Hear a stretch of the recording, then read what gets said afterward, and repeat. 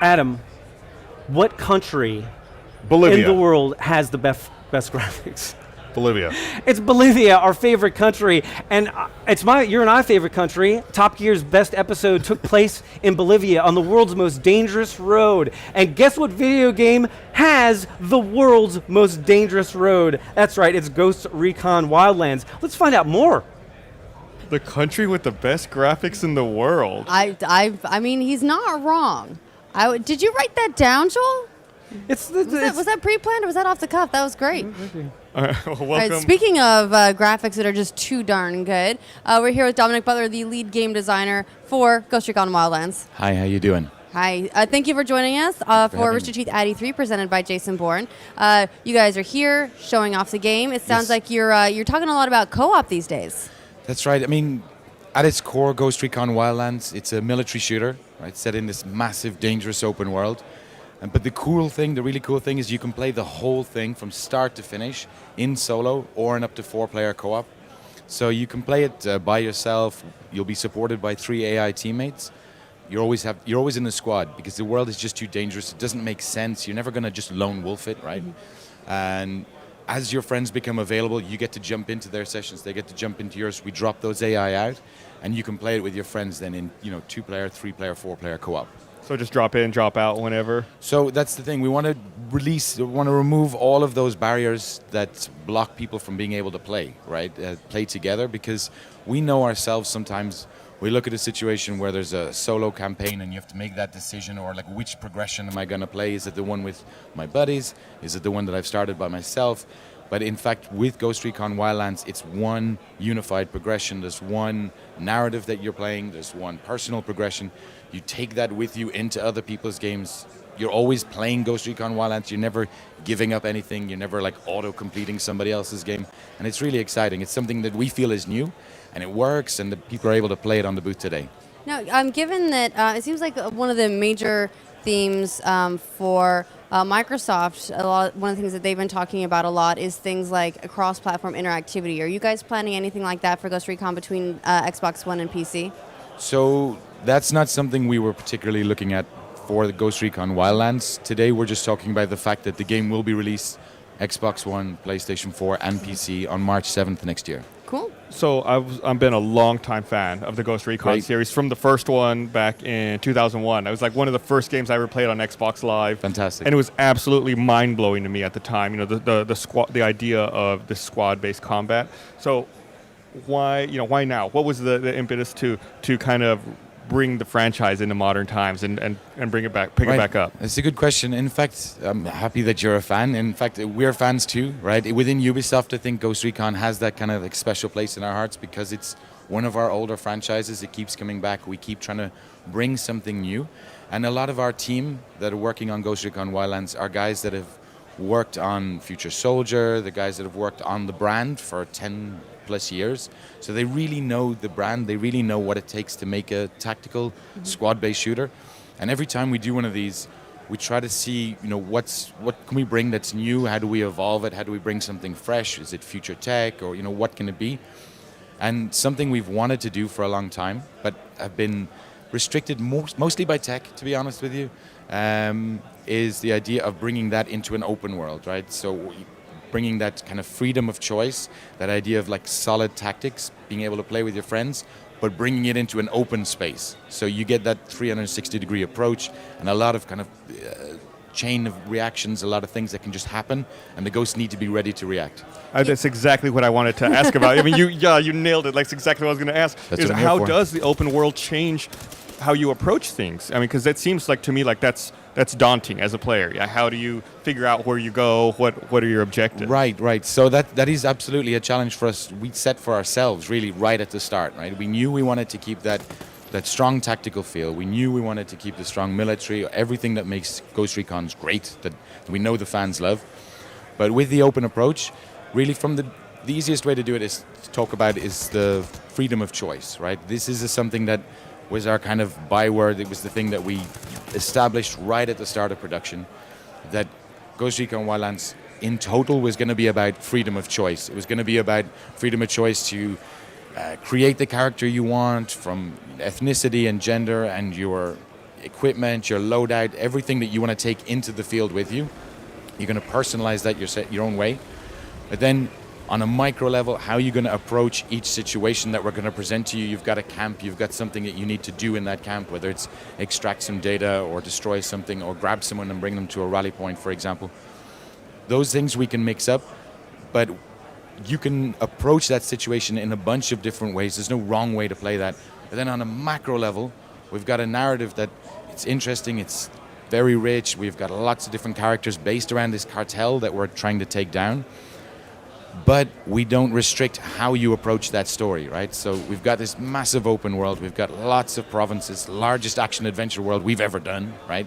And what we do is we have these bosses. The cartel have taken over the whole country, right?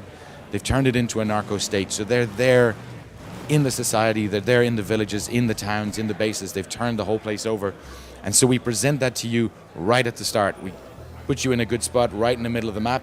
We give you some pointers of where to go, and then we leave it up to you. We say, go wherever you want, follow whichever trails you want, seek that out, seek the information, work your way up the cartel, and ultimately try to take down the boss, El Sueño, the guy we showed at the E3 conference. One of the things that I've always liked about Ghost Recon is the sheer, the scale, the scope. Right. As a member of the Tom Clancy game family, they all seem to have their own specialties. Like, Splinter Cell was always a little asymmetrical. Rainbow Six was a similar squad-based, but it seemed to be a lot more tight quarters, interiors, yes, it's very that sort of thing. precision-orientated. Yeah, exactly. Whereas one of the things that was always so cool about Ghost Recon is you'd be out in the middle of this enormous valley, and just Right. the sheer breadth of the space you'd be working in, and that would just be for an individual level. So then you take that into a huge open world. That's it. And then so scale is important because it gives you lots of options, right? It gives you different ways not only to just approach the situation, but also options in terms of vehicle options, in terms of weapon options, in terms of using time of day to your advantage, in terms of using elevation, all of this kind of cool stuff. And it all comes back, I keep coming back to it, it's about that freedom of choice. It's about putting the power in the player's hands to do it their way. And when we built previous Ghost Recon games, when we built other games in the Tom Clancy franchise or games just in Ubisoft that are more linear based, one of the things we have a lot of fun with is working out a kind of a sense of progression through the map and saying, okay, at this point we're going to do a night attack level, and we're going to turn on lots of rain, and you're going to base jump out of a helicopter and use the low visibility to your advantage, avoid the spotlights, get in behind enemy lines, sneak around, get what you need, get out, never be spotted.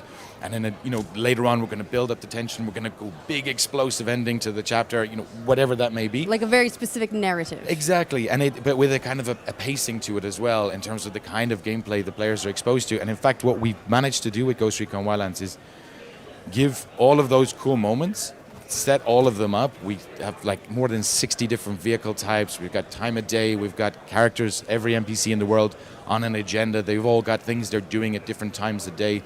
Even guards are, going to eat. They go and have a rest. They play cards with each other. They do different things at different times of day. You can leverage all this information if you want to play, if you want to be very kind of role play, super tactical. You can get that information if you want. Use it to your advantage. But the fun thing is, for all of that pacing I was talking about before in the linear flow, now we've put all that in the player's hands. So in fact, every mission can be a night stealth mission. Every mission can be let's base jump and that's awesome. with C4 on the helicopter and blow it just before it hits the ground. Do what you want, and there's no wrong way to play. So what I'm hearing is that Achievement Hunter is going to be terrible at this game. Of course. So I love the idea of freedom of choice, but I'm worried because I make bad choices. Can I screw my own game up? Can you protect Gus from himself? Well, that's the thing. You guys will be able to help him through because you guys can really blame want to? Well, he will be supported by his AI teammates. That's the whole point. If you guys don't want to play with him, that's fine, because in the solo, he's not going to miss out on any part of it, right? We don't differentiate between solo and co-op. You're just always playing that same narrative. But in terms of, can I screw up? Can I get to a point where it's kind of negative and I would consider restarting? No, for sure. We're never going to let you get yourself into a bad corner. there's no point in that. For us, that's a failure on our part, right? Because that's no fun for you. Cool. Yeah, like I said, that's me. I make bad choices. Yeah, that's okay. So we got your back. One of my favorite features in previous Ghost Recon entries, like Advanced Warfighter, was when you're playing with your friends Yes. and you're in a multiplayer game, and when someone dies, their mic just cuts out instantly. Oh, nice. And you end up with famous last words like, "All right, I'm gonna turn the corner. Oh shit, it's a tank." And then that's it. Hello? That's it. What was it? Were you gonna say tank? Crap. And then it's like it builds that tension. And then if you were in the lobby waiting because you'd already killed, you'd like be having a nice conversation, and then all of a sudden, would come in. And like, that's all you'd hear. The end of that. And you're like, oh, welcome. Thanks for joining us. For how does the experience work when going in and out of someone else's game? So, of course, say Gus is playing and I'm playing, and he's like, please come help me. I've made some bad choices. And I say, okay, fine, I'll come help you out. And I go into his game. Does my world sync into his, or how does that work? Yes, so we have there is a sync system that merges those worlds together, but the way we've built it, because it's not a kind of also ran, because it's not a feature we added late, it's something we knew we wanted right from the start. It meant it informed all of our design decisions, from everything from how we stream in worlds, how we load missions, how we build a mission structure, all of that kind of stuff. So without going super geeky into it right now, but yes, the idea is that we merge those systems and make sure that both of you still get to play your game. You're playing together, and we're going to highlight stuff that neither of you have done yet. So absolutely, you'll be able to help him, he'll be able to help you. You'll bring all of your progression if you've leveled up your character, if you've found some cool weapons, aftermarket parts, if you've kitted it out with some beautiful camouflage, if you've got new gear.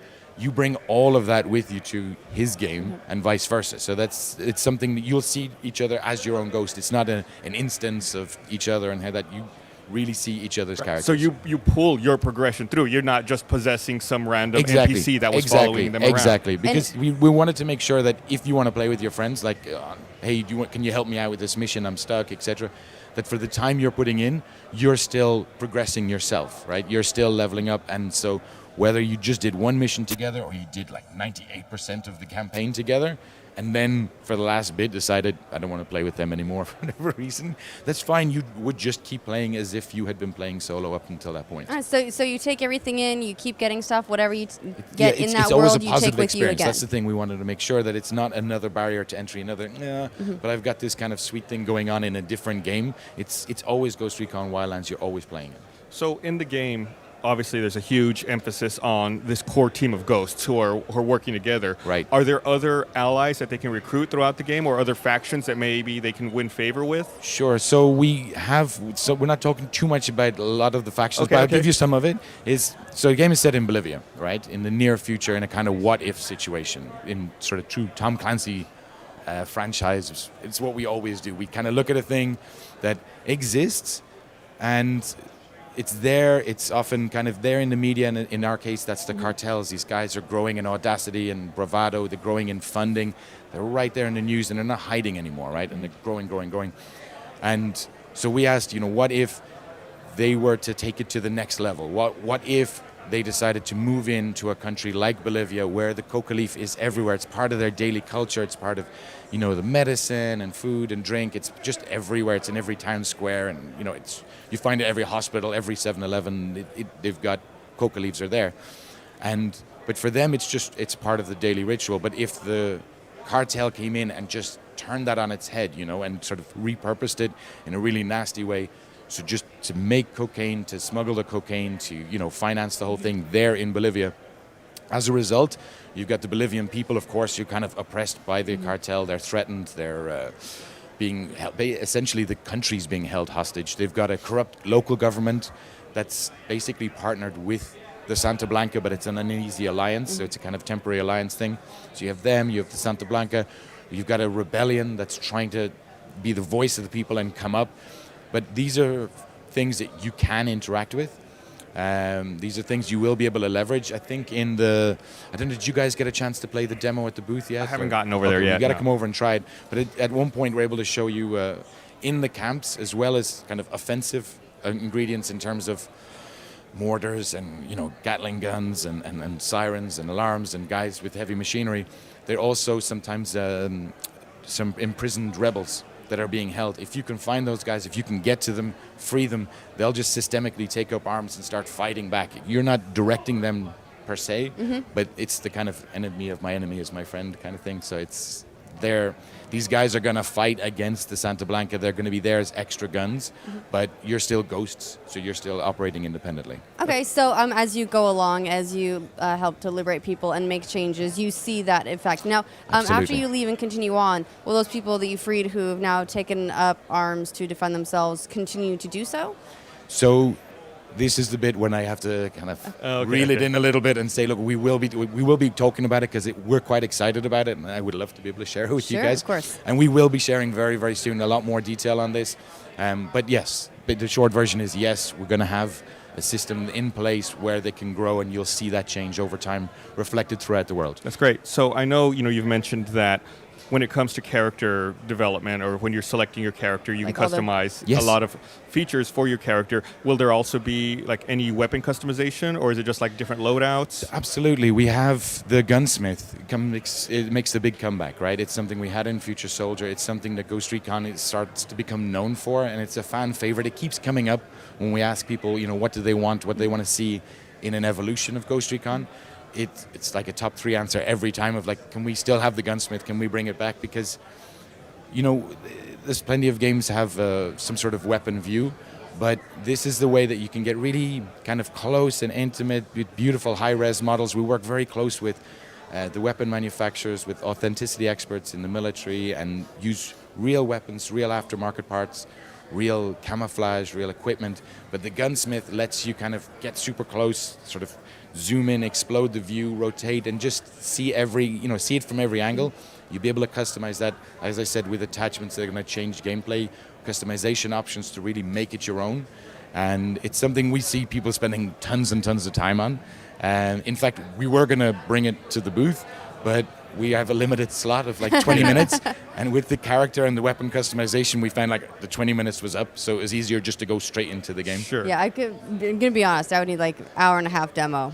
Once you start talking about like customization, you're like, all right, well, hold on now. We'll come back in 20 minutes. We'll leave you to it. Yeah, but I don't think a lot of people who aren't as familiar with the franchise, they may not realize just the sheer level of customization that is available in terms of like all your gear, your weapons, all that stuff. Absolutely. Tons of tools and options.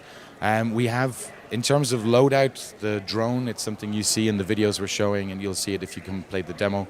It's a core part of every Ghost's loadout now. It's not an optional extra that I'm the drone user or not. Sure. Everybody's got one. And the idea is initially it's there as like a recon tool, very powerful recon tool. You get it out, scope out the area, have a look, identify some threats, some opportunities, whatever you can see in the nearby area. But you'll just start using it all the time, right? Because it's such an easy thing to use, and it's really essential.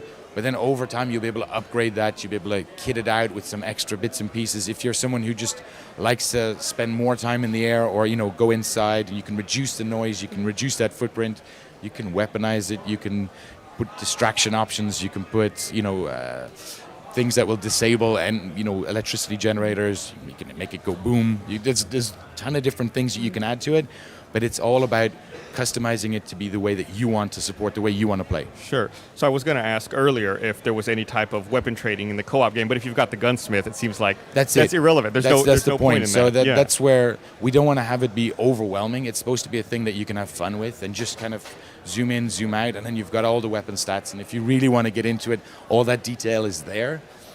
We take our ballistics very seriously with piercing damage and lots of cool under the hood stuff, but it's never meant to be a barrier to entry. You don't have to be an expert in weapons before you can really leverage the power of those things. Absolutely. Now, speaking of questions we meant to ask earlier, so we were talking about how with the narrative you used to build like a very specific, like we put this beat here, this will happen at this point, we'll have this in very dramatic lighting, and now it's open world, it's much more free. Like, are there challenges there? Like, how do you highlight areas? How do you drive people into the various experiences that you want them to have? I know that for, I can see for a new person coming in, they're very proud of themselves. They just figured out some of that customization. They got their first stuff. They're dropped in the world, and they go, Now what? Yes, yeah, and, now what? they decided to do what everyone does in an open world game, which is like, I'm going to go that way. Right. And then they're in the middle of nowhere. Like, how do you like drive them to something interesting? So the ghosts, they're behind enemy lines. They're there. They're kind of ahead of everyone else. They have no backup, but they do have radio support via CIA handler, who's going to be able to point. They're going to be able to have regular conversations, tell them what's going on, talk about the effects that they're having in real time. So you did this, so this is happening, and sort of indicate some targets that they can start to go after. But we want to be clear that it's not going to be too handholdy. It's more about, we have to get this guy, let's say, so we're going to go after this guy, and then it's up to the ghosts. We give you lots of different ways, opportunities right in front of you to discover information, from finding documents and hacking laptops to seeing lieutenants. We mark these guys clearly, but if they spot you, they're going to run. It's like a chase. You got to catch the guy, but you want to make sure that you don't kill him because you need to interrogate him. That'll get you some really good intel, and that's going to point you to the next spot. As well as that, I don't know if you got a chance to see in the video, but we have the map. If when you zoom out, you get the idea that we've split the world up by provinces, and each of those provinces has main operatives from the cartel. So that's highlighted to you. That's the thing that you can learn about. Okay, who's running the show in this part of Bolivia, and that's going to be your target, right? So you're there to take down the cartel. Everything you're going to do is to take down the cartel. So in some cases, is quite an obvious quick route to this person that you need to get to.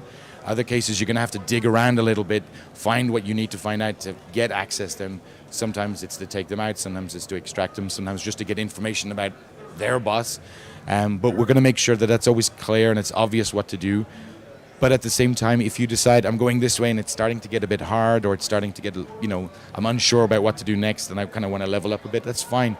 Take a left, take a right, do something else, come back when you feel like you're ready for it. Yeah, absolutely. So if people want to keep up with announcements and the news of the game, you'll have a website or social media channels? Absolutely. GhostRecon.com for all the latest news and gameplay trailers. Yeah, Awesome. and so the game is coming out Windows, PS4, Xbox One on March 7th. March 7th next from year. Ubisoft Paris. That's it. All right, and of course, we'll be keeping an eye on the game as it gets closer to launch and beyond. So if you want more information on that, you can always subscribe to The Know. But we're gonna have a couple more games coming up. But first, let's check in with Joel and Adam. Are you guys gonna ask them any more about now, fights? Dominic, wait a minute, a second here. I don't know. You work at Ubisoft Paris. Paris? It's not Yes. Montreal? Not Montreal. I used to work Are in you Montreal. sure? You used to work in Montreal. I used to work in Singapore before Joel has a that. working theory Ubisoft that Singapore and then Montreal, now Paris. Joel, do you have any idea how many studios Ubisoft has? They have a lot. But I'm There's just saying 2 in Montreal. France. I thought, okay, well, there was we've there was 3 in confusion France. There's because 3 in France. There's I 3 in only knew France. about Paris and Annecy. What's the other one? Montpellier. And, oh, well, It's the Of Rayman course. guys. Those Of guys are course. heroes down inside. So the main question is, what other game in the Ubisoft universe does your game share? he's not going to stop. Are there etching? There's like there's He's working cave. on this Now there's theory. caves in Bolivia, right? And there's like etchings on the cave, and they like there tell are you- caves in Bolivia, And there- absolutely. and there's etchings on the walls, maybe like an Easter egg that say, "Oh, this is Assassin's Creed." Well, you know what? When You'll be did able to cave go and have a etchings look. be? Come March 7th. Far Cry Primal. Yeah, I feel like you're talking about the wrong franchise there. Cave etchings or Far Cry Primal? Well, yeah, but I mean, you don't know. I mean, there could be Easter eggs. We're going off what we know, right? Caveman Assassin. There could be. Is it Far Cry? It's the same. You're in the same universe as Far Cry. We've got some really talented art teams. These guys are amazing. Let We me should ask you never another have put question. these stages this close together. Now, apparently, there's 3 airports in this game, right? What, one for each So Ubisoft the internet studio? said there's 3 airports. Is that 3 wrong? airports in Bolivia? In Bolivia, and also maybe in your game. Oh, in the game? Yeah. Actually, Is that well, unconfirmed? Well, no, what we have, it's more a case that we have some that are established, like they're regularly used airstrips, but because the cartel have basically turned the whole country over for smuggling, production, security, influence, all these different parts of their business, there's some places where you can see it was farmland and they've just sort of raised the ground and it becomes a impromptu airstrip. So you're going to find airstrips around, and then there's bigger, I wouldn't say airport, but like large airfields. All right, Dominic, you're just indulging him now. I'm happy to do it. I'm sorry. I am going to play this game. You need so- to come by the booth. I'll come by the booth. Come by the I booth. want to play. Come by. We've got it's 4-player co-op demos. And you say that it's There are not. four of there's us. no Four of us. wrong way to play the there's game. no wrong way to play, right? Well, you haven't seen You haven't Joel and seen Adam us play play the games. Well, we're going to find out. We're excited. It's going to be great. Fantastic. We're excited. Yeah, thanks for coming. Thank you so much, man. Thank you guys for having us.